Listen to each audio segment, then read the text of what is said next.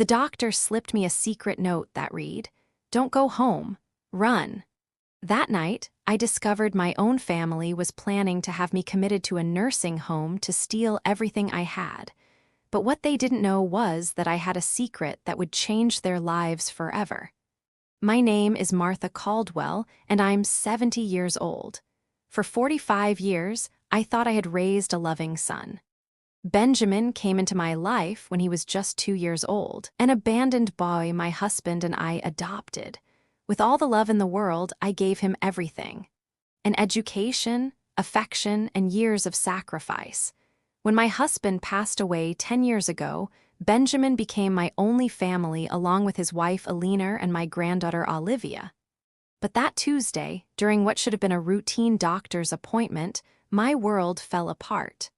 Doctor Elliot Sterling, my trusted physician of many years, examined me as he always did, but something about his behavior seemed off. His hands trembled slightly as he checked my blood pressure, and he avoided direct eye contact.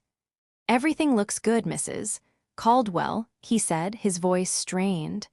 "Your labs are perfect. Your heart is strong. You have many good years ahead of you." As I got up to leave, I felt him approach from behind. Suddenly, while I was grabbing my purse, Dr. Sterling discreetly slipped a folded piece of paper into the bottom of it. He did it so quickly that I almost didn't notice. "Take good care, Mrs. Caldwell," he said with a forced smile. "And remember, family isn't always what it seems." His words sent a chill down my spine.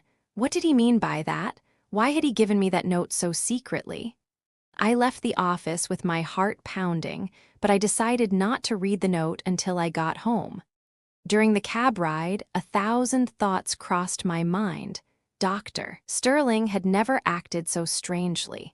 He was a serious, professional man who had known my family since Benjamin was a teenager. Why would he be giving me secret messages now? When I arrived at the house, Benjamin was in the living room with Alina and Olivia. The three of them were talking in hushed tones, but they abruptly fell silent when they saw me. Alina had several papers in her hands that she quickly hid behind her back. "How was your doctor's appointment, Mom?" Benjamin asked, his smile not reaching his eyes. "Everything's fine, son. The doctor said I'm in perfect health," I replied, trying to sound normal. Alina exchanged a look with Benjamin that didn't go unnoticed. Why did they seem so disappointed? Were they hoping the doctor would tell me I was sick? "That's great, Grandma," Olivia said, but her voice sounded strangely cold. "It means you have plenty of time left to enjoy yourself." That night at dinner, I noticed my family was acting very strange. Benjamin barely spoke to me. Alina answered in monosyllables, and Olivia avoided my gaze. There was a tension in the air that you could cut with a knife. "Is something wrong?" I finally asked. "No, Mom, everything's fine," Benjamin replied quickly. "We're just tired." After dinner, I went to my room with a heavy heart. Something was definitely going on, and the doctor's note was starting to make sense. With trembling hands, I took the paper from my purse and unfolded it. What I read took my breath away. "Mrs. Caldwell, your family was here yesterday. Alina asked me about your mental state and if I could certify that you need special care. They want to put you in a nursing home. They also asked about your inheritance and assets. Don't go home. Run." Dr. Sterling. My hands began to shake uncontrollably. My own family, the son I raised with so much love, the daughter-in-law I treated like my own child, my granddaughter who was always my adoration. Suddenly, it all made sense. The strange looks, the whispers, the hidden papers, they weren't disappointed because I was in good health. They were furious because the doctor hadn't cooperated with their plans. I couldn't sleep that night. Every noise in the house startled me. I lay awake, listening, trying to understand how I had reached this point. How was it possible that the family for whom I had sacrificed everything was now conspiring against me? At 2:00 in the morning, I heard voices in the kitchen. I got up stealthily and crept toward my bedroom door.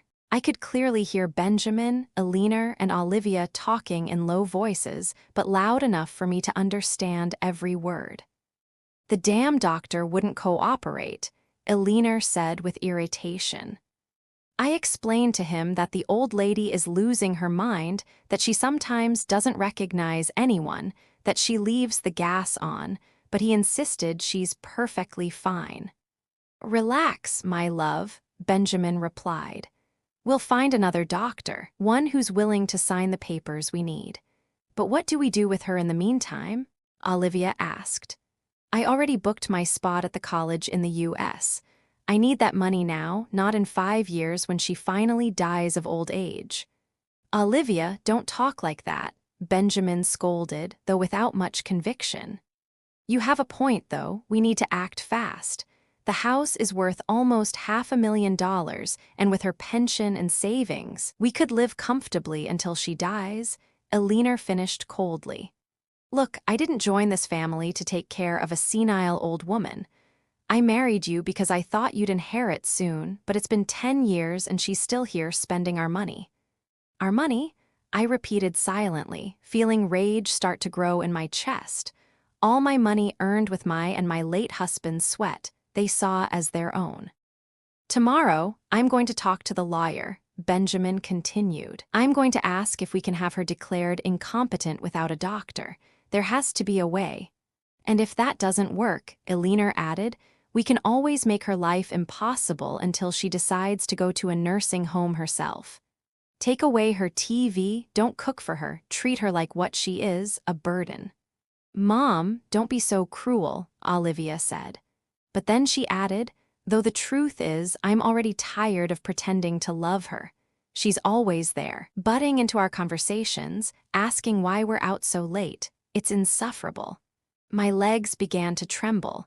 I leaned against the wall, feeling my world crumbling around me. These were the people for whom I had worked 18 hours a day when Benjamin was little, for whom I had given up my dreams, my friendships, my own life. Remember my 15th birthday? Olivia continued. She bought me that horrible red dress and forced me to wear it. All my friends laughed at me. From that day on, I swore I'd get her back someday. And what bothers me the most, Elena added, is that she's always bragging about what a good mother she was, about all she sacrificed for Benjamin as if she were a saint. But the truth is, she adopted him because she couldn't have her own kids. She used him to fill her emptiness. Enough already, Benjamin said, but his voice sounded tired, not indignant. Look, in a week I'm going to talk to her. I'll tell her we found a very nice nursing home, that it would be better for her to be with people her own age, and if she refuses, we'll use Plan B. What's Plan B? Olivia asked. We make her really lose her mind, Benjamin replied coldly. We switch her medications, we hide her things, we tell her she did things she didn't do. In a month, any doctor will certify that she's mentally ill. The horror of his words hit me like a punch. Not only did they want to rob me, they wanted to destroy my mind, my dignity, my sanity. They wanted to turn me into what they claimed I already was. It's perfect, Elena said, excited. And once she's committed, we'll have access to all her accounts. We can sell the house, collect her pension, and dispose of everything without anyone bothering us. Exactly, Benjamin confirmed. And the best part is that no one will suspect a thing. To the outside world, we're the perfect family, lovingly taking care of a sick grandmother. They laughed. The three of them laughed as if they had told the best joke in the world. They laughed at me, at my naivety, at my unconditional love for them. In that moment, something inside me broke. It wasn't my heart, that had already been shattered since I read the doctor's note. What broke was my blind faith in goodness, my belief that love is always reciprocated, my conviction that family is sacred. First thing in the morning, I'm going to make copies of all her cards, Elena whispered. That way, we can spend a little at a time without her noticing. Great, Benjamin approved. And I'm going to go through all her papers. There has to be a will somewhere that we can modify. Modify how? Olivia asked.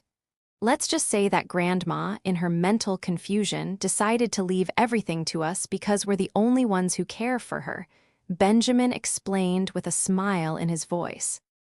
Dad, you're a genius, Olivia said admiringly. But we have to be careful. What if someone suspects something? No one's going to suspect anything, Elena reassured her. She has no friends, no family besides us. She's a lonely old woman who is completely dependent on us. Who's going to defend her? They were right. I had no close friends. I had lost touch with most of them when I dedicated myself completely to taking care of Benjamin. I had no siblings. My parents had passed away years ago. I was completely vulnerable. But what they didn't know, what they had never bothered to find out, was that I had a secret. A secret that would completely change the balance of power in this situation.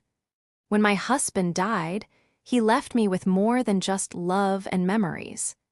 He left me with an inheritance I had kept hidden all these years, $2 million in an offshore bank account that only I knew about, in addition to 3 properties overseas that he had bought as investments. I never told Benjamin about it because I wanted to be sure he loved me for who I was, not for what I had.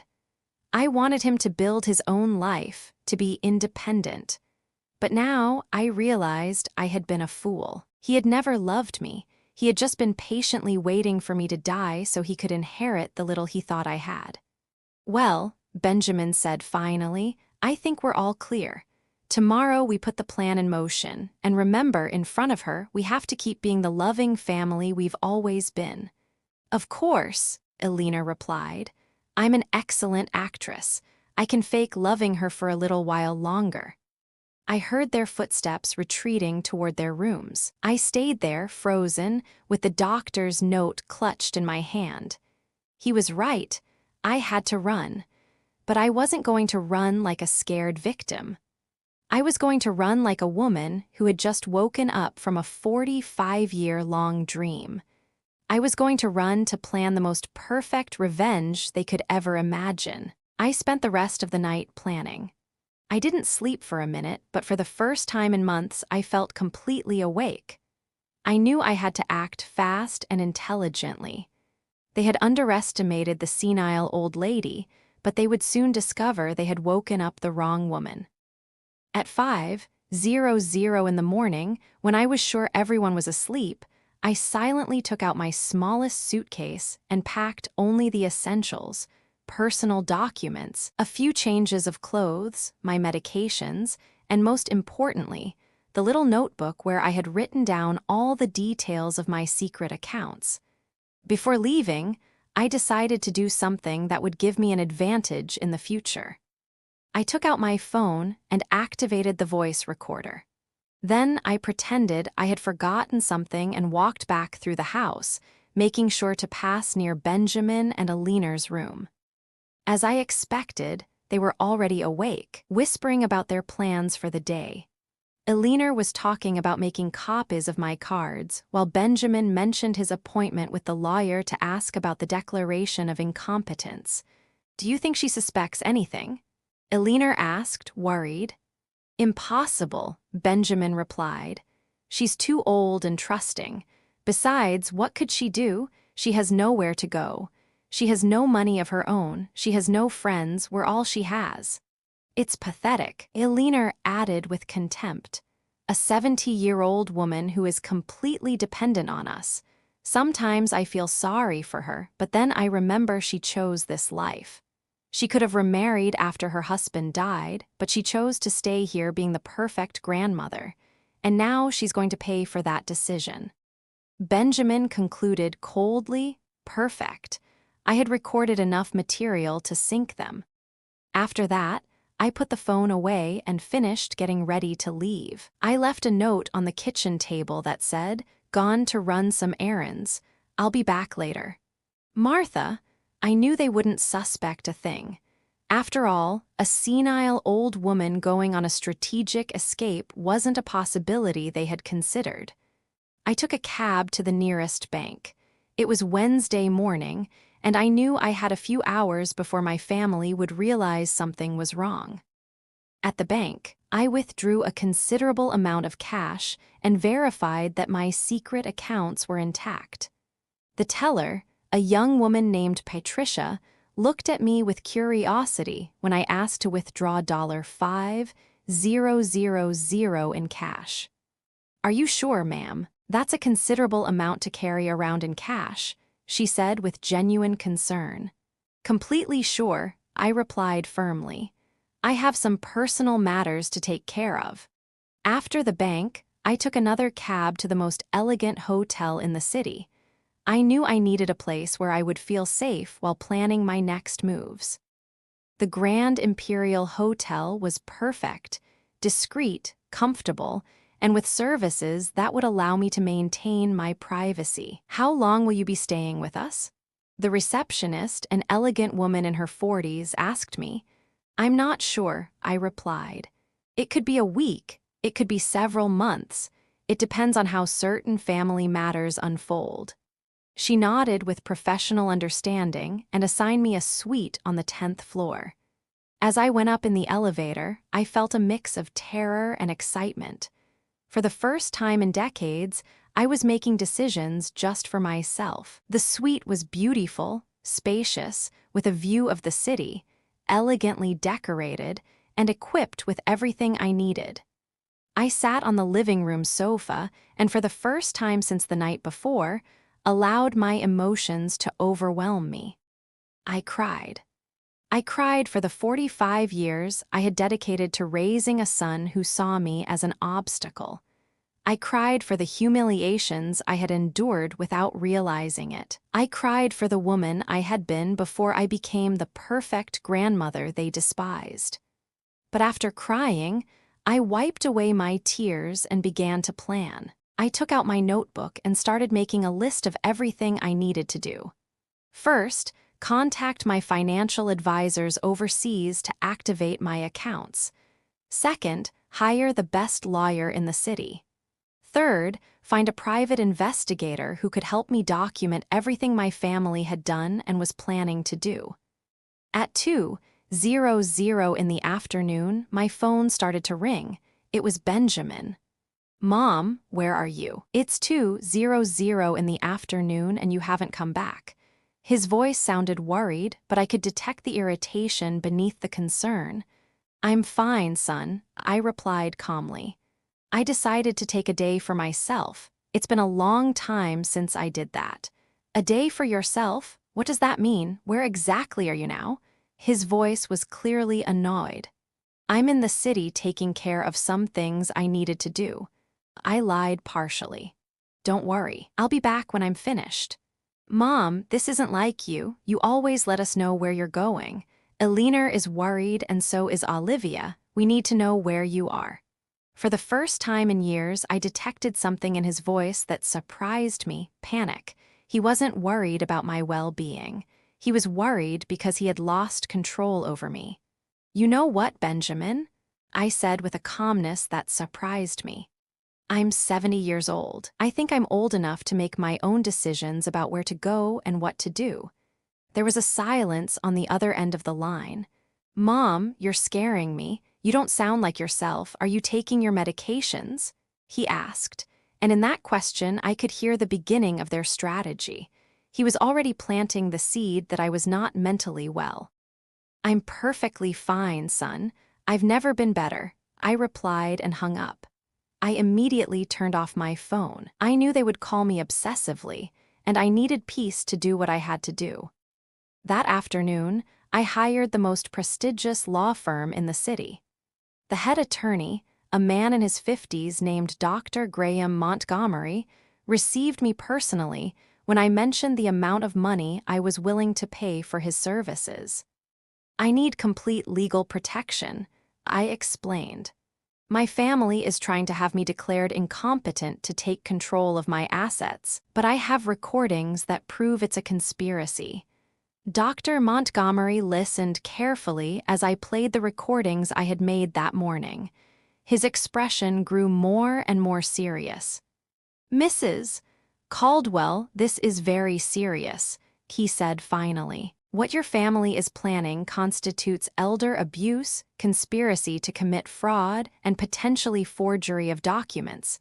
We could prosecute them criminally. That's exactly what I want, I replied with determination. But I need to do it strategically. I want them to pay, but I want it to be in the most painful way possible for them. Dr. Montgomery smiled. It was the smile of a man who had found a case he liked.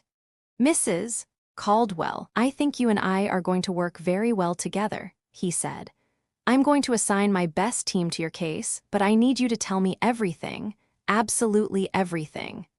I told him about adopting Benjamin, about my husband, about the years of sacrifice, about the secret inheritance, about everything. Dr. Montgomery took notes carefully. Do you know exactly how much money you have in your secret accounts? He asked me. $2 million in cash plus 3 properties overseas that are worth approximately $1. $5 million more, I replied. Dr. Montgomery stopped writing and looked at me with renewed respect. Mrs. Caldwell, you are not just a victim of family abuse. You are a very powerful woman who has been underestimated by her family. We are going to use that power to teach them the lesson of their lives. For the first time in days, I smiled genuinely. The war had begun, but now I had the right weapons. That night, from the comfort of my hotel suite, I turned on my phone to check my messages. I had 37 missed calls from Benjamin, 15 from Alina, and 8 from Olivia. The text messages were becoming more and more desperate. Mom, please answer. We are very worried. Martha, if you don't respond, we're going to call the police. Grandma, where are you? Dad says you're going to get into trouble. I decided to reply only to Benjamin. I'm fine. Don't worry. I'll come back when I'm ready. The response came immediately. Mom, this isn't normal. You need to come home now. Alina made your favorite dinner. His favorite dinner. As if after 45 years he didn't know that Alina had never cooked anything special for me. It was another lie, another manipulation. The next day, Dr. Graham Montgomery called me early. Mrs. Caldwell, I have some interesting news. My private investigator has already started working on your case and has discovered something important. What is it? I asked, bracing myself. Your daughter-in-law, Alina, has been using your personal information to apply for credit cards in your name for the past 6 months. What? I exclaimed, feeling indignation grow in my chest. She has 5 credit cards that you never authorized with an accumulated debt of $43,000. Purchases at luxury stores, expensive restaurants, even a trip to the Florida Keys last month, the lawyer explained.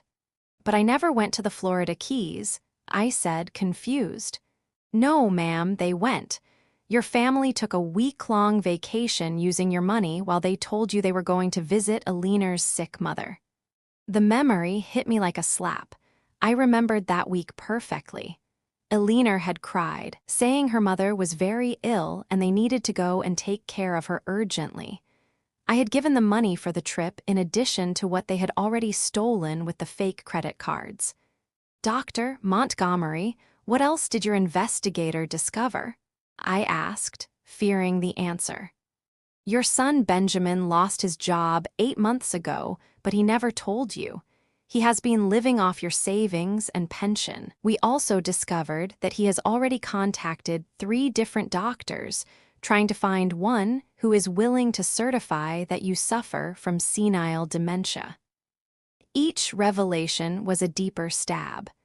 Not only had they planned to rob me, but they had already been robbing me for months. Not only did they want to declare me insane, they had already started the process. And my granddaughter, Olivia? I asked, my voice breaking. She also has her secrets, Mrs. Caldwell. She's 3 months pregnant, but she's lying to her parents about who the father is. Apparently, the real father is a married man of 50 who promised to leave his wife, but now doesn't want to know anything about the baby. Oh my God, I whispered. My granddaughter, the girl I had helped raise, was involved in a scandal that could destroy her future. There's more, Dr. Montgomery continued. Alina has been having an affair with your neighbor Dave for the past 2 years. My investigator has photographs and videos that prove it. Dave, Carol's husband? I asked, remembering the sweet woman who lived next door. That's right. Apparently, Alina and Dave meet at a motel on Tuesday and Thursday afternoons while Benjamin believes she is at her yoga class. The irony was brutal. While they were planning to destroy my life by accusing me of being crazy, each of them was living a lie that made them far worse than I could ever have imagined. Dr. Montgomery, I want you to document all of this, I told him with renewed determination. Every lie, every theft, every betrayal. I want that when the time comes to confront them, we have evidence of everything. Of course, Mrs. Caldwell, but I have a suggestion. Instead of confronting them immediately, what do you think of letting them dig their own grave a little deeper? That afternoon, I decided to do something I hadn't done in years: buy new clothes. I went to the most elegant stores in the city and bought 3 beautiful dresses, an elegant black one, a vibrant red one, and an emerald green one that made me feel powerful.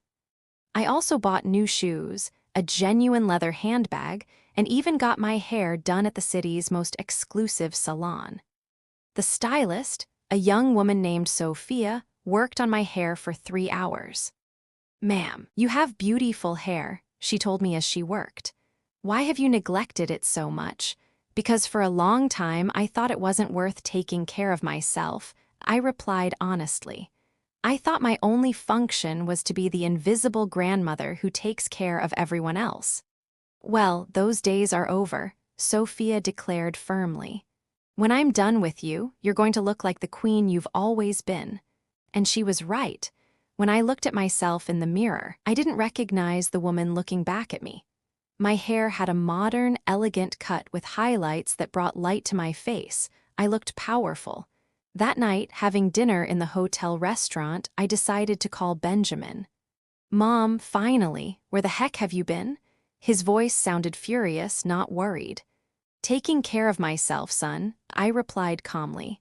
"You know, I hadn't taken time for myself in years. It's been very revealing." "Mom, this has to stop. You can't just disappear like this. We're your family. We have a right to know where you are." "A right?" I repeated, letting the word hang in the air. "Since when does my family have a right over me?" "Since you started acting erratically," he replied. And there he was again, trying to plant the seed that I was mentally unstable. Erratic. Does it seem erratic to you that a 70-year-old woman decides to take a few days for herself? Yes, when that woman has never done anything like that before. "Mom, I think you need to talk to a specialist." "A specialist?" I asked, feigning confusion. "What kind of specialist, Benjamin?" A psychologist, Mom. Someone who can help you with these behavioral changes." Perfect. He was admitting his intentions on a call that I was recording. "You know what, son? You're right. I do need specialized help," I told him, and I could hear his sigh of relief on the other end of the line.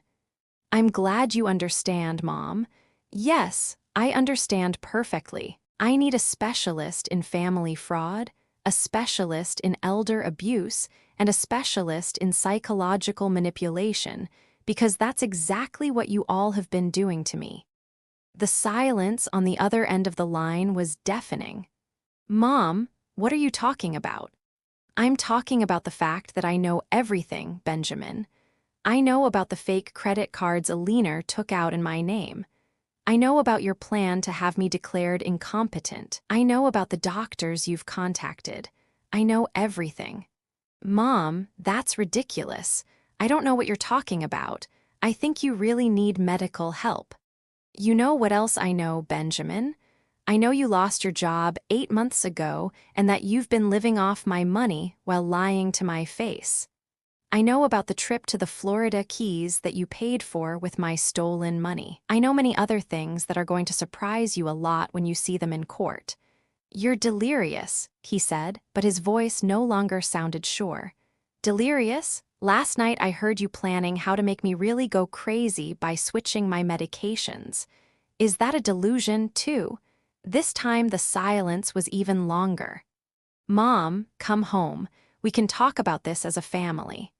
No, Benjamin, we are no longer family. A family doesn't betray you the way you betrayed me. A family doesn't plan the mental destruction of one of its members to steal their money. Mom, please. What I am going to do is give you one chance, just one chance, to confess everything, apologize genuinely, and return every penny you have stolen from me. If you do that, maybe, just maybe, I can find a way to forgive you. We have nothing to confess, he replied, but his voice was trembling. Then I'll see you in court, son. Have a good night. I hung up the phone, and for the first time in days, I felt completely at peace.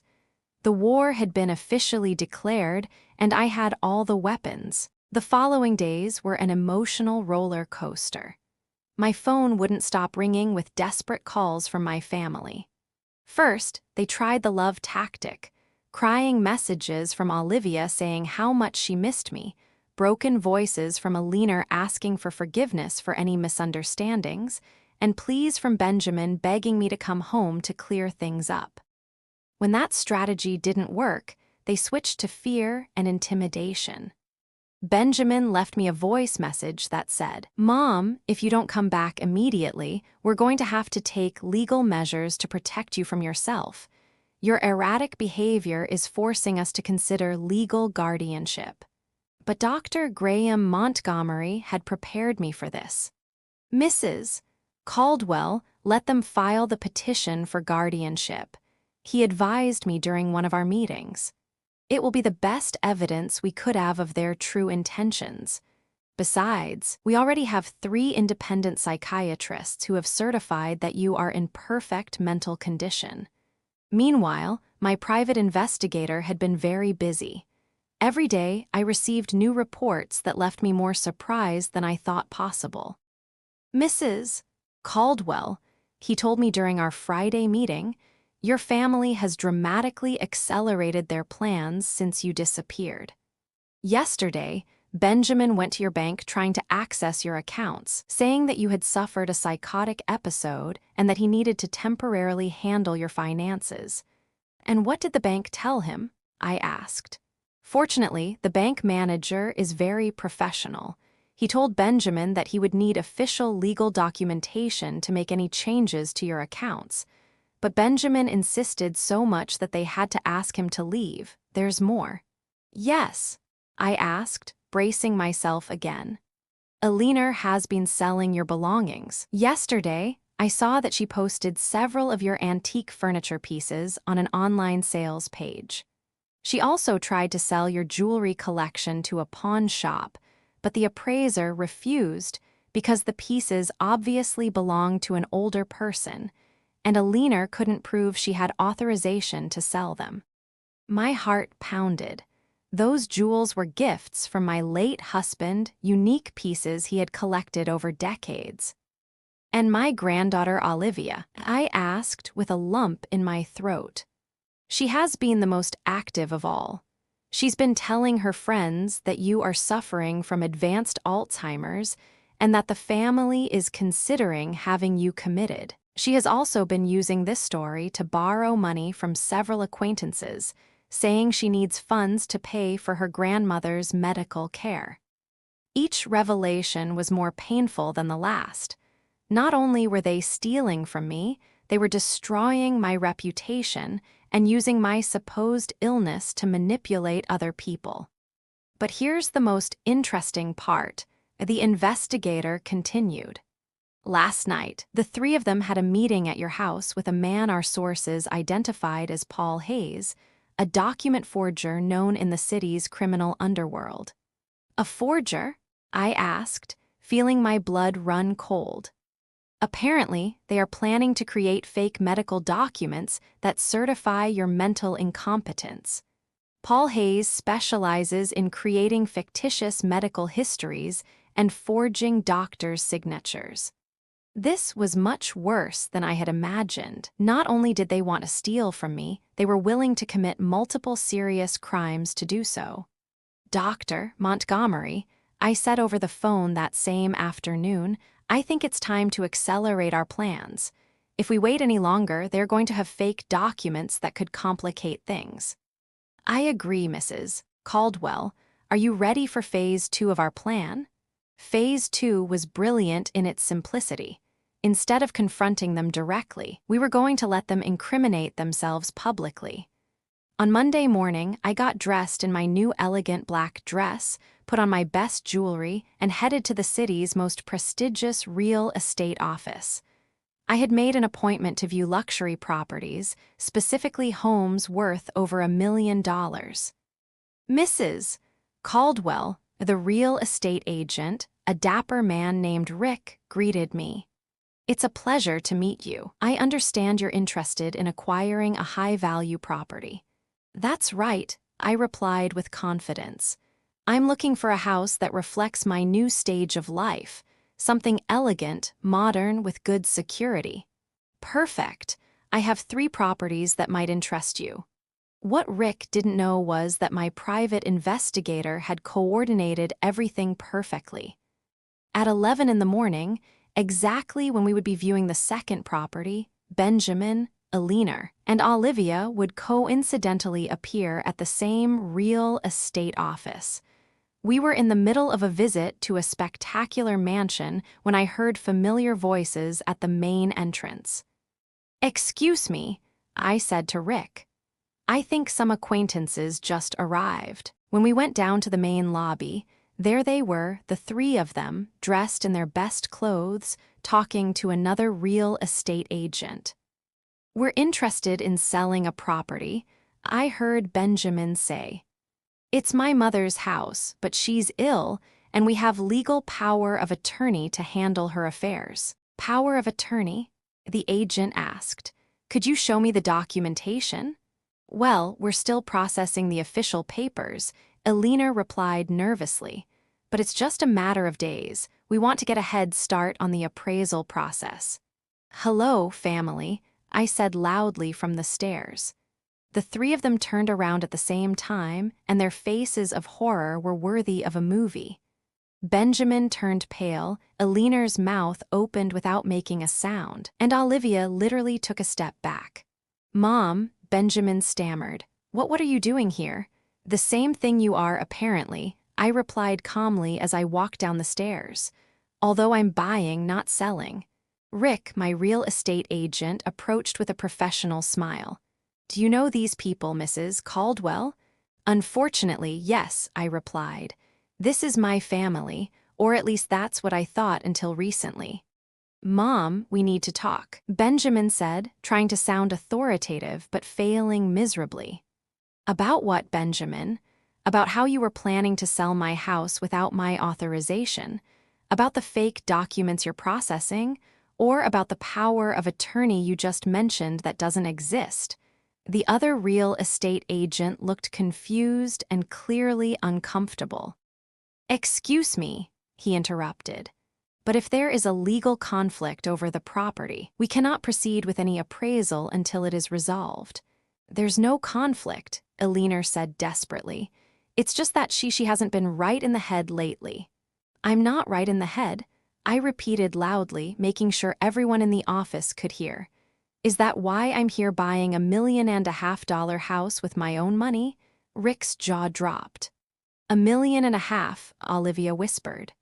"Oh yes, dear granddaughter," I said with a sweet smile. "It turns out your senile grandmother has a lot more money than you thought." I took out my phone and dialed Dr. Montgomery's number. "Doctor, I'm at Richardson Associates Realty. My family is here trying to sell my property without authorization and claiming they have power of attorney over my affairs. Could you send someone from your office to document this situation?" "Of course, Mrs. Caldwell. Someone will be there in 15 minutes." I hung up and looked at my family with a calmness that surprised me. "Now, we're going to wait for my lawyers to arrive," I announced. And they're going to explain to everyone here exactly what legal documents you have, how you obtained them, and why you believe you have the right to sell my property. Benjamin tried to approach me. Mom, this is a misunderstanding. We can solve it at home. No, I said firmly, taking a step back. There is nothing left to solve at home. I no longer have a home, at least not with you in it.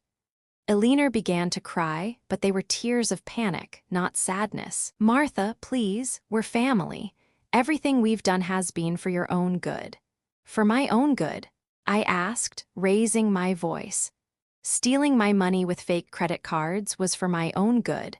Planning to forge medical documents was for my own good. Hiring a criminal to fake my medical history was for my own good. Each accusation felt like a bomb in the lobby of the real estate office. The other clients and employees had stopped to listen, and I could see the expressions of horror and disgust on their faces. We don't know what you're talking about, Olivia lied desperately. You don't. I took out my phone and played one of the recordings I had made. Benjamin's voice filled the space. We make her really lose her mind. We switch her medications. We hide her things. We tell her she did things she didn't do. In a month, any doctor will certify that she's mentally ill. The silence in the real estate office was deafening. Faces of employees and clients turned to pure indignation and repugnance. That recording is illegal, Eleanor yelled hysterically. Not in this state, I replied calmly. And definitely not when it's recorded to prevent a crime that is being planned. At that moment, 2 lawyers from Dr. Montgomery's firm arrived along with a public notary. Mrs. Caldwell, we are from the Montgomery and Associates firm. We understand there are some people here who claim to have legal authority over your affairs. That's right, I replied. I would like you to officially document that these 3 people have no legal power over me, my properties, or my finances, and that any attempt to exercise such authority constitutes fraud.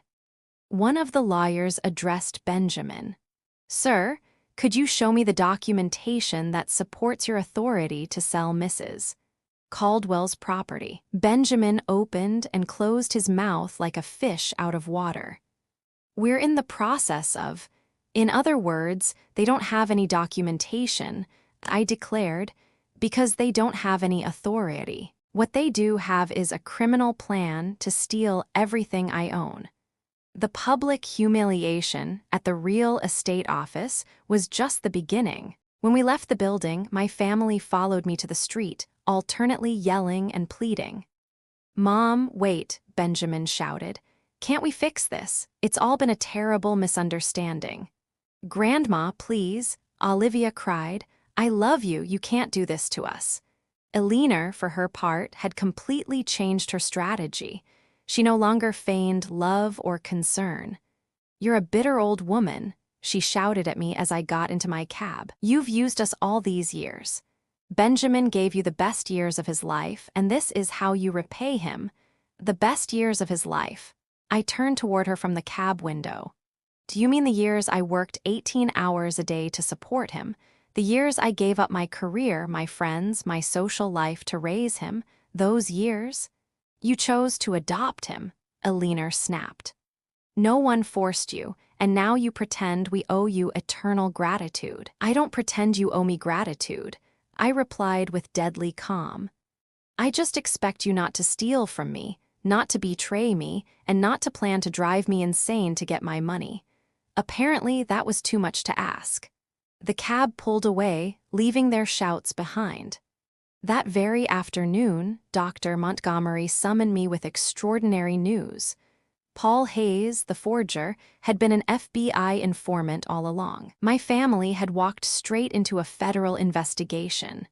Not only would they face charges of fraud and elder abuse, but also conspiracy at the federal level. Weeks later, the trial began.